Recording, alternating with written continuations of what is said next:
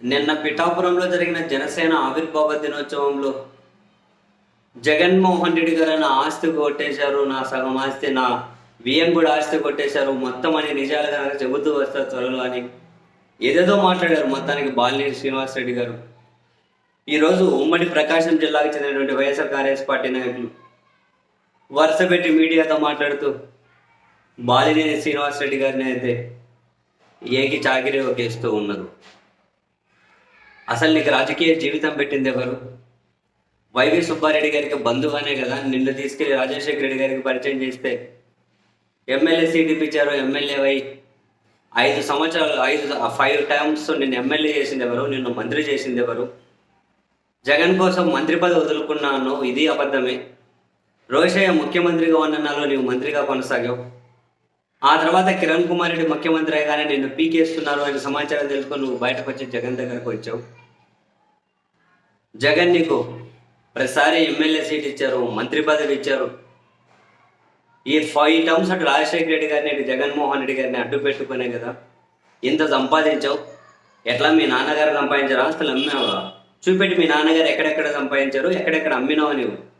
మీ నాన్నగారు ఆస్తి ఏంటి, నువ్వు అమ్మిండేది ఏంటి చూపెట్టు అని చెప్పి ఒంగోలు వైసీపీ ఇన్ఛార్జ్ దగ్గర నుంచి డీసీపీ మాజీ చైర్మన్ దగ్గర నుంచి వరుస పెట్టి మొత్తం మీద నేను వెళ్ళిన తర్వాతనే ప్రకాశం జిల్లా వైసీపీకి విముక్తి కలిగింది. జిల్లాలో భూములన్నీ కనుక దోచేసావు. సొంతంగా విమానం వేసుకొని రష్యా వరకు పోయి అంత స్థాయికి ఎదిగావు. ఏమో సొంతంగా విమానం వేసుకొని క్యాసినో ఆడేకి పోయాను. మరి ఆ క్యాసినోలో నీ ఆస్తి ఏమైనా పోగొట్టుకుంటే పోగొట్టుకున్నావేమో.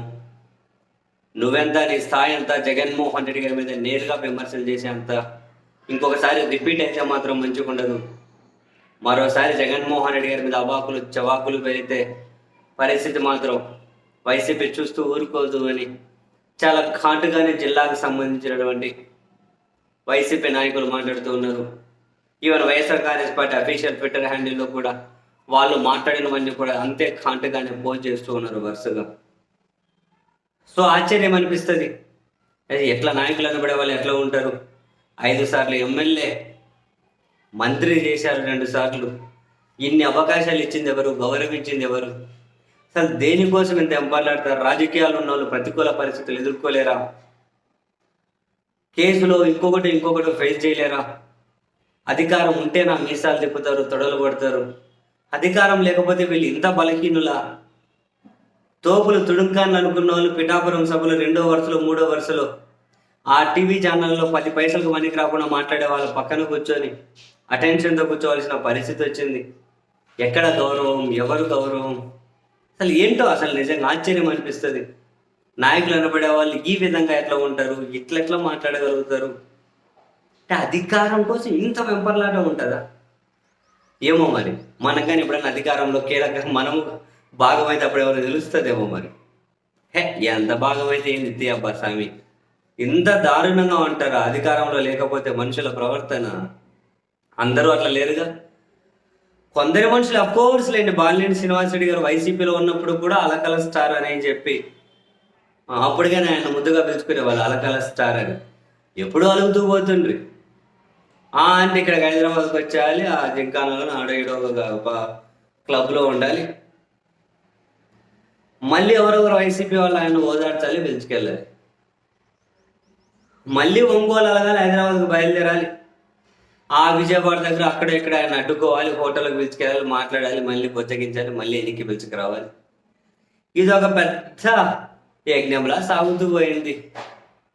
ఇది ఒక పెద్ద యజ్ఞంలాగా, అప్పుడు కూడా పెద్ద ఎపిసోడ్ లాగా. అండ్ ఈరోజు మరి ఆయన ఒంగోలు వైసీపీ ఇన్ఛార్జ్ ఇంకో కీలక కమెంట్ చేశారు. ఫస్ట్ నుంచి ఆయన టీడీపీ పోగొట్టే, టీడీపీ కోసమే పనిచేశారు వైసీపీలో ఉండి కూడా. మొన్న టీడీపీలోకి వెళ్ళే అవకాశం లేదు అంటే ఒంగోలు టీడీపీ ఎమ్మెల్యే తీవ్రంగా అడ్డుకున్నారు. అవకాశం లేదు కాబట్టి జనసేనలోకి వెళ్ళారు అని చెప్పి ఒక కీ కమెంట్ చేశారు. టీడీపీలోకి వెళ్ళే అవకాశం లేదు కాబట్టి జనసేనలోకి వెళ్ళారు అని. ఫస్ట్ నుంచి వైసీపీలో ఉన్నప్పుడు కానీ టీడీపీ పోగొట్టే అని చెప్పి కూడా కమెంట్ చేశారు. మొత్తం మీద అయితే బాలినేని శ్రీనివాసరెడ్డి గారు ఇన్ని సంవత్సరాల నుంచి ప్రకాశం జిల్లాలో కానీ లేకుంటే ఒక రకంగా ఆయన కాపాడుకున్నటువంటి గౌరవం ఏదైతే ఉందో ఎవరో తీసేయడం కాదు, ఆయనంతకు ఆయన ఆ గౌరవాన్ని తీసేయించుకున్నాడు. అంత దారుణంగా అంత సీనియర్ నాయకులు మాట్లాడాల్సిన అవసరం ఉందా?